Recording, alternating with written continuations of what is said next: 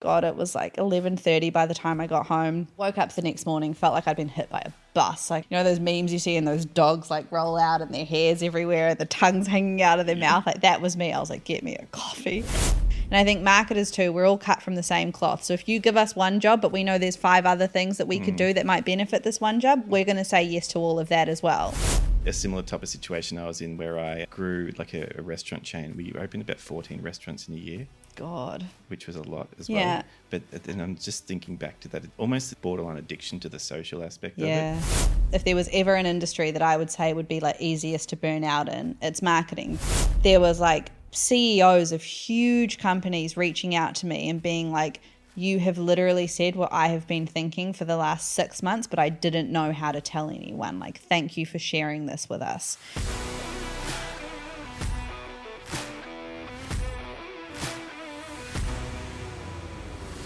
Hello and welcome to Season 3 of the Push podcast. My name's Jack Ferguson, an experienced brand strategist with a science background. I've worked in marketing for 15 years, have held numerous internal senior roles spanning national and international brands, and now I work as a consultant. In my career, I've worked across 25 industries and helped increase client and employer revenue by over $40 million. I will be your host. This season of the podcast is essential listening for marketers looking to better sell their strategies to stakeholders. I'll host senior marketers who will share stories, analogies, and mental models that help explain complex concepts to non-marketers, get client buy-in, and keep internal teams engaged. Whether you're in-house, agency side, or a consultant, I aim to equip senior marketers like you with tools to speak up, lead with confidence, and persuade others of your strategy's effectiveness. Thanks for being here, and don't forget to subscribe on whatever platform you're listening on. Hello and welcome to episode 41, season 3 of the Push podcast. Today's co-host is Chanel Clark, an independent marketing consultant and founder of the Marketing Club. This is Chanel's second time on the podcast. If you want to listen to our other episodes, go back to episode 37 from this season to hear us discuss how to prove marketing effectiveness to stakeholders. After you listen to this episode, of course. If you're unfamiliar with Chanel, Chanel runs the Marketing Club, which is a community of marketers in New Zealand and Australia, which is now over 10,000 strong. It brings marketers together to collaborate, connect, and learn more from one another. Chanel has a huge online following herself with 20,000 followers on LinkedIn and is best known for being the marketer that drove the insane growth of Arepa, which is a brain food tech company based out of New Zealand. If you want to find Chanel, you can find links to her online profiles in the description of this podcast. As always, you can find links to my online presence there as well. Let's bring in Chanel. Chanel, how are you doing today? Good, thanks. How are you? I'm good. Good to see you. Good to be here. We're going to talk about an interesting topic today, mental health considerations for marketers, because we deserve to have our own space to talk about this. But I mean, in all seriousness, yeah, like a lot of us have had challenges at times. It can be quite a demanding discipline. And also just a discipline, as we know, that can get disproportionately blamed for problems in companies at times. So, you know, that can be a lot to hold or to weighs on us. So I know you've got some stories about your own personal experiences with this. And like you've said, you've burned out before. Can you just run us through, what happened the first time you burned out? Yeah, I was in a role, I was the only marketer in a role for probably 18 months of the almost 2 years that I was in that role. I had to build up marketing as a function and then actually go and execute all the things. Is that all? Yeah, just a small thing, which to be honest, like those kind of roles excite me. I absolutely love doing that. I think the big thing for me in that role was because I was so excited about the work, it became obvious, not very quickly, but obvious at some point that I was just kind of losing, not necessarily myself in the role, but I was losing a sense of boundaries and how hard I was working. I think I was getting so used to executing on so much all the time that, my level of normal in the role was probably not someone else's level of normal. I was probably going at 200% all the time. And I was like, oh, it's like 50%. It's fine. And it was just something that I had never been put in that position before. I'd never been in a head of marketing role. I'd never been in charge of, marketing for the whole business. Like I was everything from website, social, influencer sponsorships, partnerships, activations, trade shows, every idea I had, I then had to go and be the one to execute on it. So it was great to build the strategy and have all these ideas, but then when I present them and everyone gets excited about it, then it's like, okay, cool, Chanel, now you got to go do it. I'm like, oh God, why did I have like, why did I have this stupid idea, you idiot? But there was just so much going on that I was so excited about what the role was. You know, it was I was head of marketing for an FMCG brand in a category that had never existed before, with a product that had never existed before. So there was just so much that I got to sink my teeth into in that role. And because nothing had been done by a brand or a product similar, I was like, oh my God, we get to define what this looks like for marketing too. And I think it's important to note, like, that brand at the time in New Zealand was also becoming like quite a big success story. A lot of eyes were watching us on how we were moving and the way we were doing things, because it had never been done before. So I think I would be... And you were quite conscious of that? I was very conscious of that. I think I'd be lying if I said I didn't. We were getting a lot of awareness and exposure for everything we're doing. Like when we ran our first campaigns, they were, you know, suddenly PR places were picking them up. When we were running events, it was sort of like, oh my God, this FMCG brand is doing this event. This has never been done before. What does this look like? And, you know, all of that stemmed from my little marketing brain and this idea that I, you know, chucked into a spreadsheet. And it was so exciting, but there was so much pressure.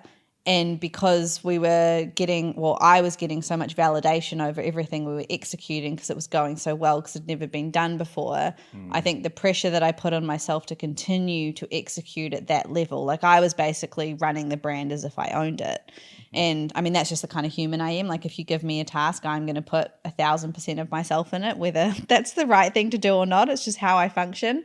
But because we were doing so much and I was enjoying doing so much, I just lost sight of maybe what was doing too much.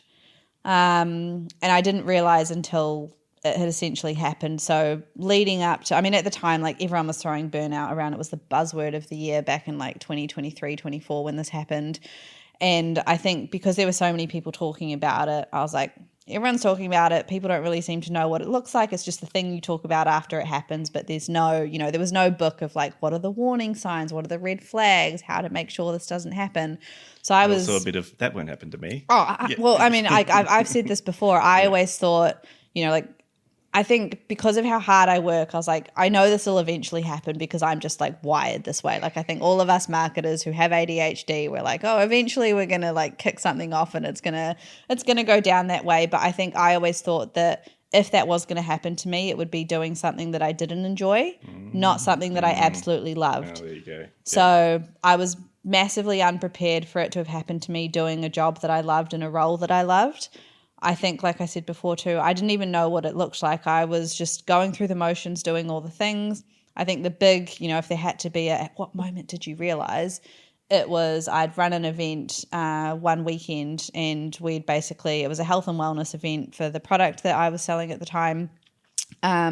We'd sold out of the event within like 3 minutes. Then we decided to do another event straight after because we'd booked the venue for the whole day. Obviously, you know, like in my head, I was like, oh, of course we'll do a second event. It's more people, it's more, you know, experience, it's more product, of course. I didn't think... And we sold our first one out in 3 minutes. 3 minutes, yeah. 3 minute. I was another like, 5 events. I was like, the audience is so engaged. This is amazing. But I didn't stop and think about the logistics of like, well, hang on. If you were at the venue at 4 a.m. in the morning for a 7 a.m. start and then you've gone and just booked another event afterwards and you're not going to leave the venue until 11 o'clock tonight, maybe think about how you'll feel afterwards. But I didn't. I was like, oh my God, more people, like the more experience. This is great. This is what this product is for. And I remember got home that night. Oh my God, it was like 11:30 by the time I got home. Woke up the next morning, felt like I'd been hit by a bus. Like I was like, you know, those memes you see and those dogs like roll out and their hair's everywhere and the tongue's hanging out of their mouth. Like that was me. I was like, get me a coffee. So I didn't feel good, but I was like, I'm just tired. And of course I should have been tired. It was like a 21-hour day. I was like, fair. And I remember I sat down on the couch, started checking my emails. I made my cup of coffee. I remember putting my laptop to the side and I was like, I just need a minute. And I was just like laid back. And I remember closed my eyes for a second and then 3 hours had passed. And I woke up and I thought, you know, I've just been out of it for like 10 seconds or something. Checked my watch, suddenly it was 11:30 and I was like, what the hell? Like I literally just sat down and made coffee. Like where has this time gone? And that was sort of the first moment where I was like, oh, maybe something's not okay here. And for me, it was a really weird thing to think, because for so long I had been operating at such a speed and such a level that I'd kind of just almost rejigged my baseline of like how fast I move and how quickly I do things. So for something to happen like that, where it was almost like my brain just decided to switch off for 3 hours, I was like, oh, maybe I need to go and talk to someone about this. And I remember telling my partner, and he was like, yeah, like I've been telling you, you've been going too hard for like ages, but you don't listen to me. And like that was the other thing for me, is because no one was really explaining what the signs of burnout look like. And then on top of that, everyone in my immediate network, whether friends, family, or people I was connected with through the business, they were telling me to slow down, but no one was the only marketing hire as a head of level marketing who was in a fast growing, high moving startup. I think if someone doing the same amount of work for me in a similar kind of company had told me to slow down, I would have taken it seriously. But everyone at the time telling me to slow down, like even my friends, you know, they were like office admin or construction workers. So they would like tap in, tap out Monday to Friday, whereas I was doing like Monday to Sunday. I was always contactable. So there just wasn't anyone to really understand exactly what I was going through, which is why I didn't take it seriously. And I remember after that moment, I was like, all right, maybe I'll go talk to someone. What do I have to lose? It's just a conversation. And I remember I booked in to see a psychiatrist, and I thought, right, I'll see what this professional says, because she deals with humans like me all the time. And it was so funny because obviously I'd never met her before, and I'm always quite cynical. I'm like, oh, these people will just tell you what you want to hear. Like, you know, you're paying them for their opinion. And within 3 minutes of meeting me and me telling her like why I thought, you know, she's like, oh, what brought you here today? I was like, I don't know, you tell me, like you're the pro, like tell me what you think. And she just asked me a few questions about, you know, like what I was doing and all of this. And within 3 minutes, she'd basically diagnosed me, like nail on the head. She was like, right, you need to stop. If you do not slow down, you are going to fully burn yourself out in the worst way possible. And then it's going to take you 6 to 9 months to come back from this. Wow. And that was really hard to hear, because obviously at that point didn't really know what burnout was, didn't realize the impact of what it could do to you. Like I think for me, because I was just so tired from the amount of work that I was doing, I just thought that was literally the result of how much I'd been executing on. I didn't think it was like the warning stages of starting to burn myself out. So when I heard her say that, I was like, oh shit, this is serious, Chanel. Like you need to have a look at yourself. And I remember it was so funny.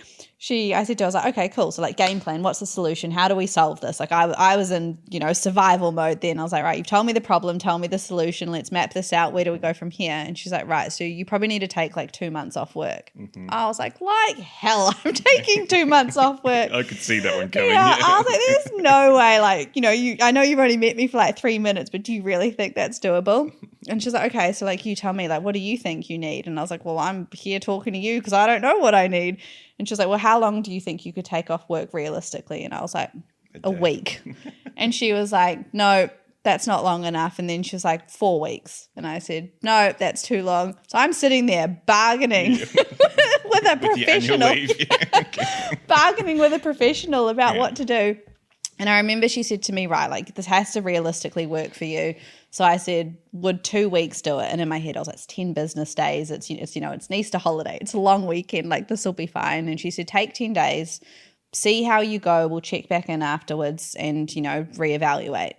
And what I really struggled with after this is, you know, obviously there was a lot of acceptance of, oh shit, I'm in this position. I'm now having to take, you know, time off because I got myself to a point where I wasn't okay mentally. And then when I went back to work in New Zealand, you have to take mental health leave as sick leave. And I really struggled with that because I didn't feel sick and I didn't feel mentally unwell. I just felt tired. I'd just gone a little bit too hard for a little bit too long, and that was the outcome. So to suddenly have these words thrown in my face of sick leave and mental health, I didn't know how to process that. And even filling in, you know, we had an HR lady at the time, filling in my leave form of saying Chanel is sick and needs to take time off, it just felt like this narrative that wasn't true. And I really struggled. There was so much, I was embarrassed, to be honest. I was so embarrassed that I'd got myself to that point.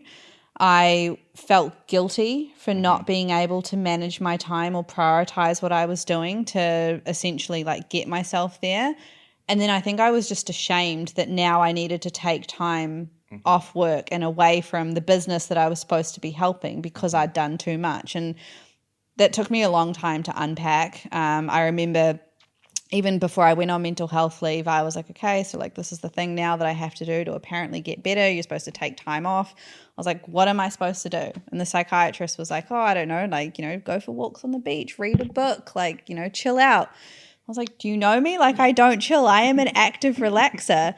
And it was just so foreign to me that I'd essentially got myself to such a point that I was going to have to totally stop. It wasn't a slow down. It was a stop. It was a drop everything you're doing. Don't go to work. There is no expectation from you to do anything other than wake up, eat, and go to sleep. And I think other than when I was a baby, that has never been an expectation on me. So it's been a while. It's been a while since that's been an expectation. But I was just like, what am I supposed to do? Yeah. And I remember reaching out to friends because, I had lost so much of myself in the business as well. My role had basically become my whole identity. Yeah. And I think because of the scale that the company was growing and everyone was paying attention to us, Chanel Clark was the head of marketing at Arepa, and that was my entire personality. And even like with friends, friends would buy a Reaper product and then tag me in it or like be like, oh, look at what I bought today. So it was so intrinsically weaved now into who I was as human that then having the time off, I was like, okay, who am I without having to do this work? And I had no idea anymore. And that was terrifying because I was getting so much validation both externally and internally from the work that I was doing for the company and how hard I was going and what we were achieving, that then to essentially being told from someone else that that wasn't the right way to do it and you've now gone too hard, too fast and it's negatively affecting you, it was kind of like this catch-22 of, but it did so well for this business, but you're telling me I lost myself in the process, but now it's on me to try and fix myself and I've never been through this before. Like it was so much to unpack and I was like, I don't even know where to start. What about acceptance too? Because I can imagine myself in this situation. I have been in somewhat similar, not exactly the same, but like seeing those words and that sick leave, this type of thing, you can see it, but you also then like there's this acceptance piece that I think personally I'd struggle with. Like how did you accept it? I didn't. I think, and I still to this day, I think it's absolutely ridiculous that to take mental health leave is called sick leave. I think it is an absolute, there's a lot of stigma around mental health anyway, especially in New Zealand. So I really think there's stuff around there that needs to be changed because as a human going through that, already feeling ashamed that was where I was at and then being told that I was sick was just, it still doesn't sit well to me to this day. I think there's a massive thing that needs to change around that. I think even just the way that it was described as well, like I remember, essentially having to try and communicate to people work-wise of like, hey, I'm not around for 10 days. And like even just setting my email as like, I remember saying to HR, I was like, can I just say I'm on holiday? Like I really don't want to like talk about this professionally because it sounds like then that I've not been able to do something well enough or I've not essentially, achieved what I needed to in this role because clearly I wasn't capable of looking after myself in the process, which is something, when you're hired as an employee, yes, you're expected to do the role, but you're expected to look after yourself too. And I'd totally fallen short of that. And accepting that was what had happened. I cried every single day I was on mental health leave. I woke up in the morning and I cried because I struggled to understand that was the situation I got myself in. I struggled to comprehend what I was supposed to do with my time without clinging it to something tangible and valuable like work. And I think too, just I suppose recognizing that I had got myself to that point with a company that I loved, and probably in the back of my head, I was starting to think like, okay, if I can't be trusted and I can't set boundaries for myself in this role, what does next steps look like? Like I was starting to kind of put the pieces of the puzzle together and be like, after these 10 days, whatever woo-woo thing I was supposed to figure out, if that happens, I'm going back into the environment that caused this. So what does the future of that look like? Like it was terrifying. And so what did happen after the 10 days? I ended up, in the last 10 days, I ended up going down to my partner's parents have a batch. So we sort of, went there for a little bit, no technology, or I was like, let me ground myself and get in nature and I'll go meditate. Bare feet so, walking. I was nice. like, just get me in. I'll go in the ocean and cleanse my soul or whatever. So went and did that. Had a few glasses of champagne actually, and I was like, right, what are next steps? I'm back in the office on Monday. I need to give everyone an answer of how I am and what I'm doing.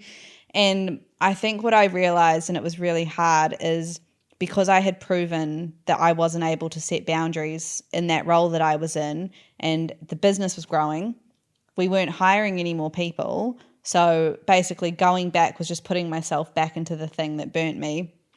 And I just started being like, what is more important to me in life? Is it the person that I show up to as, to friends, to family members? Like I'd obviously become almost like a soul of a human, like because I was working so hard, I didn't want to hang out with anyone. I wasn't becoming a good partner. I wasn't someone that I was proud of personally. I was proud of me professionally. My God, my career was growing. I was like this power hungry, ambitious head of marketing that was setting the status quo for what good marketing looks like for a brand.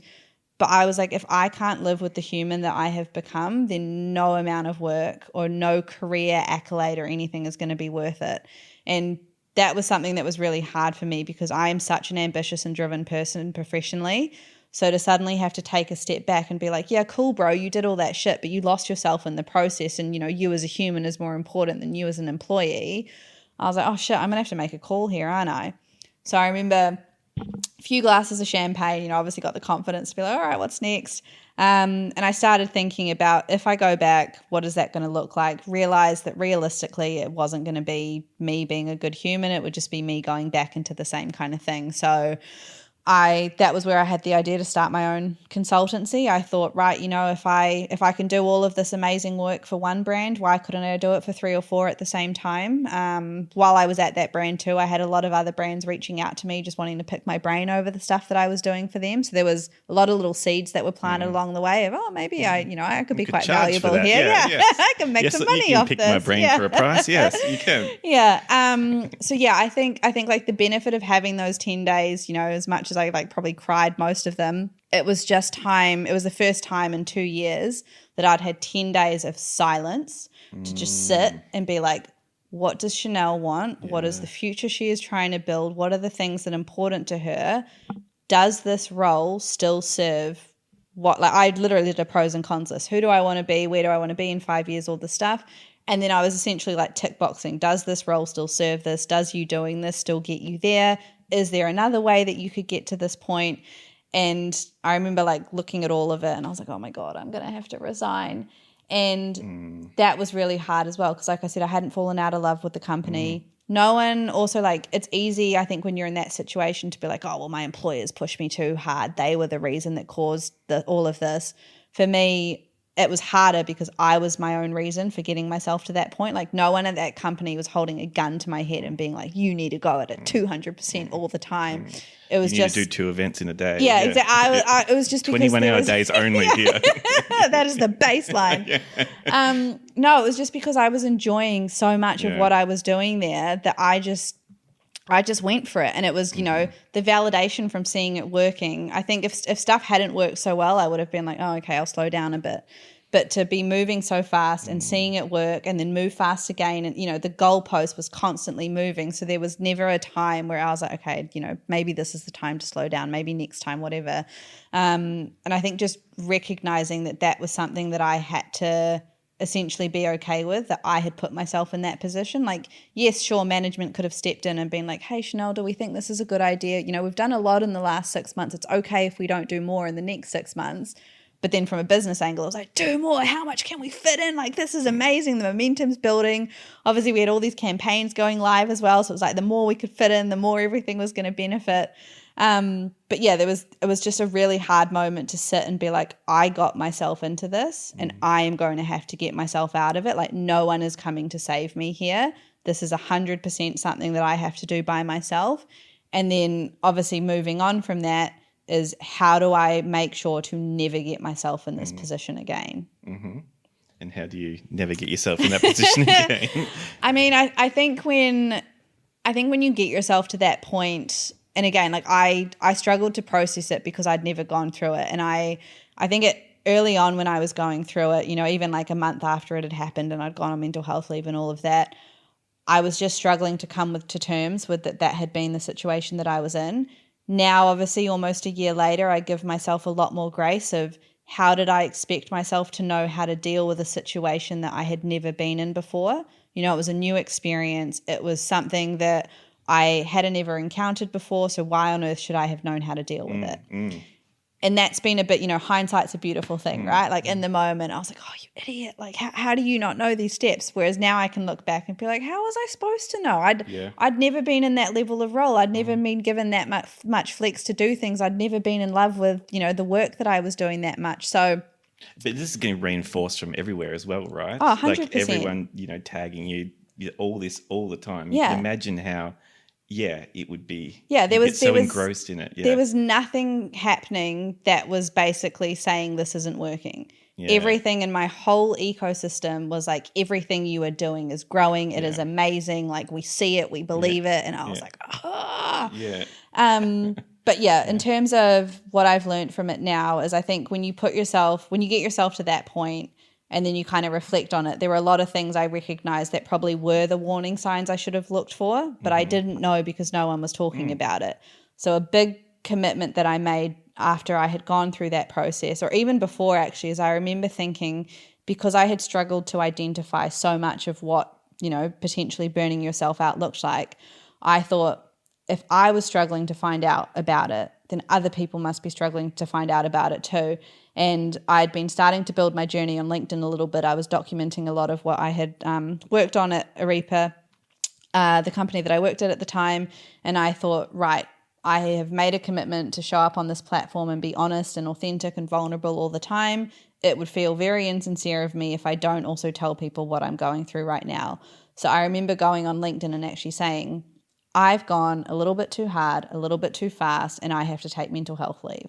And I remember explaining, it was such a process for me to even know that was what I was going through because there was no one else talking about it. And I thought, if I'm the one that dies on this hill, that B's the one to start the conversation, then at least maybe it might help someone else to avoid where I was, because I could see how much it was affecting me, both just psychologically and mentally as well, and emotionally. And I thought, if I can be the one to start this conversation and someone else doesn't have to go through this shit, then awesome. And I got so much support on LinkedIn from that one post because and it wasn't, yes, there was all like the likes and oh yeah, you for admitting this is great. But it was the personal DMs that I got of people saying, I have been feeling like this for so long. I am so glad someone has said something. And these were people who I wasn't even initially connected with. They saw it because someone else saw it. There was CEOs of huge companies reaching out to me and being like, you have literally said what I have been thinking for the last 6 months, but I didn't know how to tell anyone. Thank you for sharing this with us. And then that kind of became, I guess, part of my journey of while I was on mental health leave, as I was essentially documenting how it was going, what I did today, how am I feeling, what does this process look like?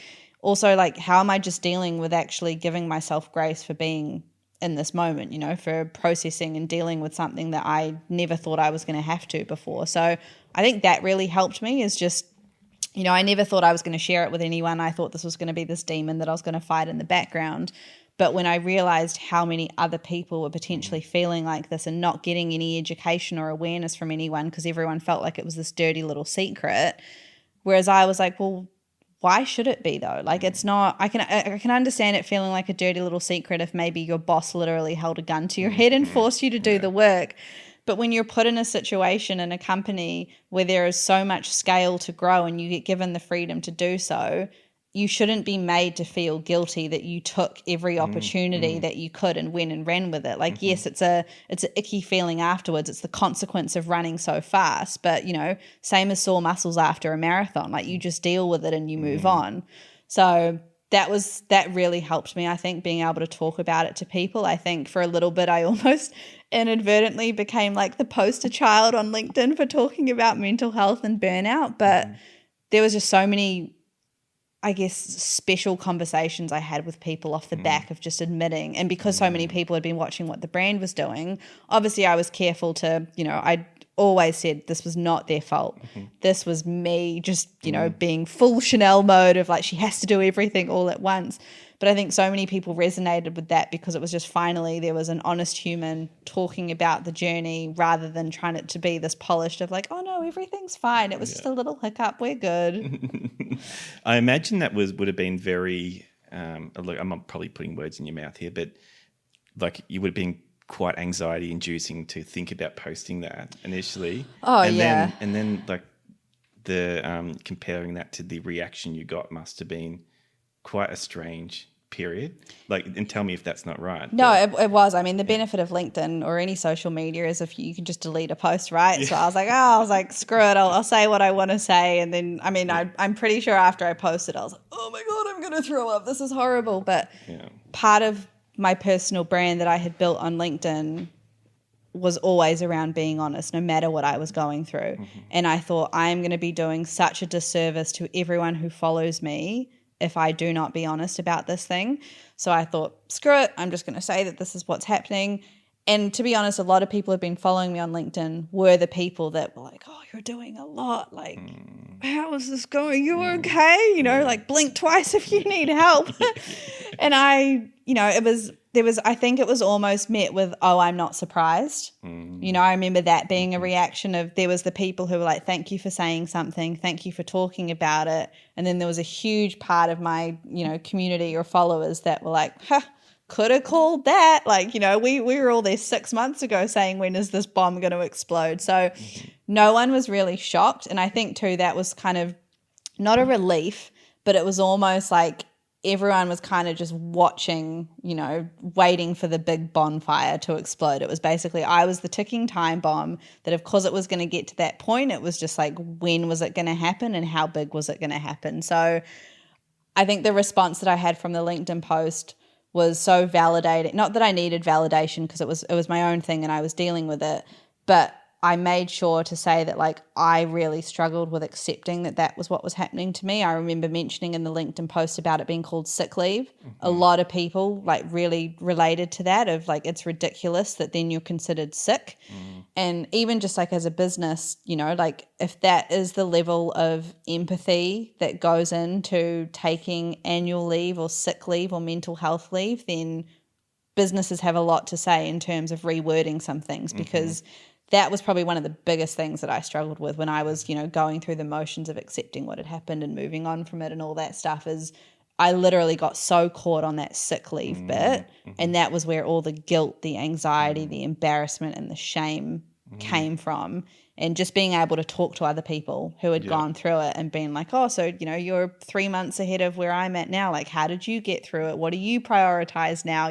Like, should I get into breath work or meditation, or is me just going to the gym good enough? Like also just setting boundaries. Like I remember after, when I came back to work, I mean, I'd resigned, which was horrible. I'd cried for 30 minutes. Like my finger was hovering over my resignation email for so long. Well, hovering over send. Yeah. I was like, I was like, just do it. Delete's just next to send, isn't it?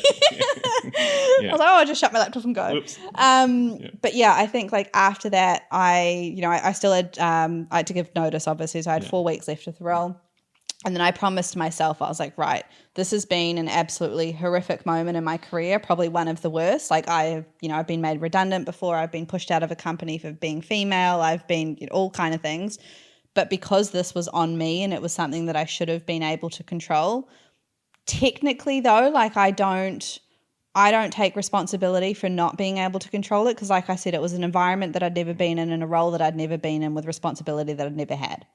So I don't think it should have been on me to be able to know how to navigate that because it was just so foreign to me. But it was your moment as well. This is the stars have aligned. You're growing something disproportionately to what everyone else did. So I imagine that would have been just so exciting. Oh, it all was. The time. And I mean, now, this role was 2 years ago. I am still winning clients based off that role and what I did for that company. So even now, sometimes in my head I'm like, oh, do I really regret burning out? Or like, there's still validation coming in from that shit moment 2 years ago. Or, I actually interestingly like spoke to a client the other day who had connected with me on LinkedIn because of that post. And now I'm potentially working with them. And I'm like, then it's like, oh, so was it good that I went through that? Because now I've got this work and, they've seen this other side of me.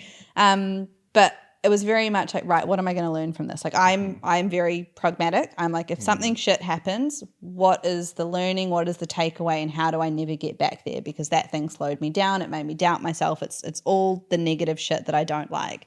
And I remember, I set boundaries like on my phone. I did like the do not disturb time. So from like 8 p.m. till 6 a.m. I don't get notifications. That, sometimes I switch do not disturb off, so it's not very helpful. But it was just little things like that of what are the things that I could do that I could control that would stop me being so on all the time.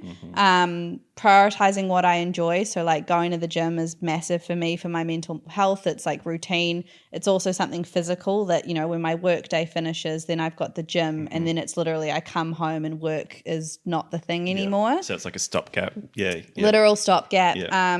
I mean, now that I work for myself, it's a lot harder, but like it was a beautiful idea. Home? Yes. Oh dear. Yeah. Yeah. Okay. But then like just it was little things like that. And I was looking at what other people were doing as well. Because obviously I, through that course of going through all that shit, I like met a lot of people who had gone through burnout and they were giving me all their things. And I think sometimes you just have to be like, okay, all that sounds good for you and it works for you, but what actually works for me and what's achievable, but also what's consistent. Like I'm not someone that's going to get up at 5 a.m. and run 10Ks and, go grab a coffee and, woo-saw into the ocean. Like that is just not me. I'm stoked if that works for you. But it was very much, okay, based on all the feedback that I've got, what are the little things that I think that I can bring into myself that will actually help me avoid doing that? Yeah, and create your own system per se. Yeah. I think I wanted to ask you in a minute about the aspects of this that you think is specific to marketers. But before I do that, I also wanted to touch on, because I've been in situations like that where I was the only marketer in a company of a fast-growing company, or meant to be fast-growing company, and perhaps it wasn't going fast, which is also a tough thing to manage. But yeah, I think it is a very unique thing if you're in a small business or in a startup, like like in tech as well. Like the expectations are crazy, like to actually raise money and do all that. And I used to refer to it as the Olympics of business. like it's a hard thing to do. So it, like, that's one way I've kind of let myself off of it as well, because like, yeah, I don't know how you did it really. Like being a sole marketer and growing the awareness and all that much is just, I don't know how you did it, because it's a really hard thing. Yeah, I mean, I can't honestly answer how I did it. I think when you are just in go mode, you lose being able to explain how you make things. Like the closest thing I can think of is it's like when, parents have kids and they're juggling like full-time jobs and sports and after school practices and stuff, and someone says, I don't know how you juggle this. And they're like, I actually don't know either, but you just get so used to that becoming your normal. So I still don't have a good answer for it. Obviously I know the level of, how much work I never want to have on again. I mean, in saying that, I've basically got the same amount of work on because I work for myself now and with the marketing club that I do. But I think it's just, when you're doing work that is enjoyable and that you love, it is really hard to figure out when does this cross over that line of becoming too much. And I think for me, with what I was doing at a Reaper as well, the big challenge was because I was managing so much, specifically the social media, because it was social channels, which I, go through in my, like, as a hobby, I'm like doom scrolling Instagram or whatever. I think because it was Instagram, I didn't consider it work. So, yes, I was on the company Instagram and I was replying to customers or like sharing stories or whatever, but I was like, oh, but it's Instagram. I can do this while I'm watching a movie, like while I'm in bed, like this is chill. It's not, I'm not in my emails. I'm not building a newsletter. I'm just on Instagram, like talking to people.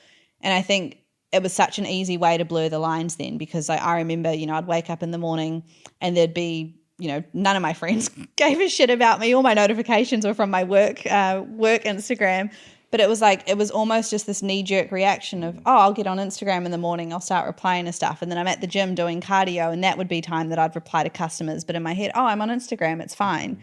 So it was a lot of little things like that where now I was like, right, if I was ever managing socials or doing things like that for another brand, what is literally like, what do I define as work for that brand and what isn't? Because that was where I like blurred it completely as well. And then like worse was, I'd become friends with the people that I was working with or the companies that we were doing things with. So it'd be so often at nighttime I'm like emailing someone from another company about a thing that we were doing, but I was like, oh, but we're friends. And it's just like, yes, it's work chat, but like they're my friends, so it's fine. It was like all those little things. I was like, Chanel, like no wonder you weren't okay. But in my head at the time, I'd rationalized it. Yeah. Yeah. And it may be like social media is the thing I thought of that might be specific to marketing where it's so easy to blur. Oh, it is. And I think like for marketers as well, like, yes, other people in other industries have burnt out. I think marketing specifically, it is almost, and again, this is just my experience, but I think it is, if there was ever an industry that I would say would be like easiest to burn out in, it's marketing, because there is so much that is put on you. I think similar to what you said earlier, marketers have a huge expectation of what they're supposed to bring to a role. They're often, like when you look at an org chart of who the first hires are in the business, marketing's always the last thing on the list. So they basically come in when everything already exists. The expectation to just pick up all the stuff and start running with it is insane. So I think like if there was ever roles where I'm like, that's going to happen to you, it's 100% marketing. And I think now, because more people are talking about, there's more awareness around burnout and your mental health and how to juggle things, I think it is kind of becoming a bit more of a conversation around, yes, these are huge roles, but how do we actually like make them so it's not so overwhelming all the time? And I think that was the thing with, the role that I stepped into. It had never existed before. So it was like, hey, Chanel, come in, build the marketing function and then figure out how you want to run it. And like no one was telling me no. No one was saying like, oh, we haven't done this before. Everyone's like, yeah, go try it. Like, see what happens. I was like, all right. And because it was me as well reporting to myself, basically, like no one was, there was no systems, there was no processes, there was no structure. Like, what was I going to do? Have a one-on-one meeting with myself of how things were going? I was just like, man, let's just see what happens. I'm just picturing a similar type of situation I was in where I grew like a restaurant chain. We opened about 14 restaurants in a year. God. Which was a lot as well. But then I'm just thinking back to that, almost a borderline addiction to the social aspect of it. Because especially when you're opening new places and that, you're wanting to respond to people because you're wanting the launch to go so well. And I think to myself, oh, the customer's DM'd at 8 p.m. I'll respond now rather than 9 a.m. tomorrow. Yeah, making them wait 11 hours. Customer experience. But interesting about what you said about marketers being the last to be hired as well. Yeah, in the org chart. Yeah, I mean that's a stat obviously that I'm hoping I will live long enough to see change. I think it is starting to change now. I think like even clients that I work with, it's small businesses or startups who they might only be a 1 or 2 man band, but they're already thinking about the marketing that they need to do. And I'm like, yes, this is changing. But when you look at traditional businesses and how they're set up, if you think you've got, the CEO, the sales, the ops, the finance, all that, and then marketing comes in as the last thought, the amount of work that they have to pick up, not only to understand the company, but get marketing as a function to grow, it's like that in itself is like a 5-person job. You've got one person coming in who was probably hired as a marketing exec and you told them that they were responsible for all these things. And I think marketers too, we're all cut from the same cloth. So if you give us one job, but we know there's 5 other things that we could do that might benefit this one job, we're going to say yes to all of that as well. And I think that was my thing at that company is, yes, I was hired as the head of marketing. I wasn't hired as head of events. I wasn't hired as head of social, head of internships, partnerships, whatever. But I could see how much doing those things could benefit the role that I was hired to do. So I was like, oh, yes, just give me everything. Like I'll do all of this all at once. And with no one telling me like, hey, maybe don't.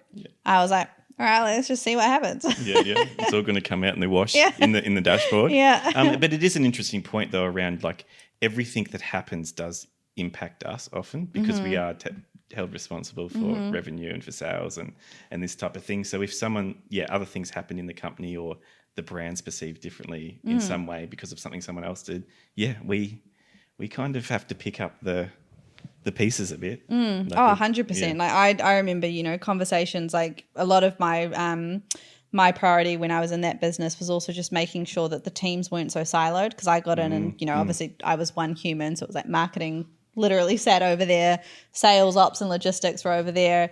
And I'm such a connector. So I was like, hey guys, like, what do you got going on? And they're like, shut up, Chanel, you don't need to know. But I'm like, well, you guys are in charge of sales. How are the sales going? Is there anything marketing can do to support that? If I've got an event going on, can I make sure at the warehouse that we've got enough product to do this event? Like, it made no sense to me that things were so disconnected. Yeah. But then it's funny because it's like, trying to kind of get that buy-in from the business of why we should all be talking to each other. But then if sales were down, it was like, oh, well, you didn't run any marketing to help us. And I'm like, I asked you months ago if you wanted support. Like, do not. But like that's been something that I've seen shifting as well. And I think even just marketing teams starting to talk to other areas of the business. I think if I had that, it wasn't necessarily marketing support, because I was always going to be a team of one. But even if I'd kind of had that level of interaction with everyone else in the business early on, I think I probably could have avoided quite a bit of where I got myself to, because I was literally like on an island by my own, watching everyone else have the party over there. And I was just like, oh yeah, cool. Like, have fun, guys. I'm just going to be over here drowning. But like, if I'd been able to tell everyone what I was doing, I think, and I always, benefit of hindsight again, but I always think if more people in the business had known what I was up to, maybe someone at some point would have said, this is a lot, man. Like, are you sure that we can do, like, is this realistic? But also just as a human, like, are you okay? But because the business wasn't talking, I mean, as I left, or like, as I grew in the role, like, we got way better at it, and, we were having all meetings together. But because I had no one to talk to about what I was doing, it worked in a negative way, because literally no one had any idea what I was up to either. It was just, I was just the lone ranger off doing all the stuff and then giving the updates, and everyone's like, oh shit, that was a lot. And I'm like, yeah, it was. Like, I'm not okay. But come back next month. Well, thanks for sharing all that with us. I'm just, you think about your customers as the marketer. You're thinking about the customers of the business. Yeah. But you actually need to think about your own customer, which is the business who's paying you. And that was a mindset I had that was like, it made sense to me. Like, I'm here to get us more customers, get people, make more money. But yeah, you do actually need to focus on talking to the stakeholders of the business as well. Yeah. But it's easy to not think you need to, because your job's to talk to the customers and get more customers. So yeah, that's another thing that maybe is unique to our profession. But, so many things. Yeah. But thank you for sharing all that. I appreciate you being so open. A lot of people are going to get a lot out of that episode. If anyone wanted to find you somewhere, where should they go? Just search me on LinkedIn. Speaking of which, well, that's on brand, isn't it? We've come full circle. We're back to LinkedIn. But really appreciate it, Chanel. Thanks for taking the time. No, thank you. Thanks for listening to this episode of the Push Podcast. Please remember to subscribe, and if you are enjoying the episodes, please leave a review of the podcast on your platform of choice. It really helps to build the podcast credibility and to help others find this type of information.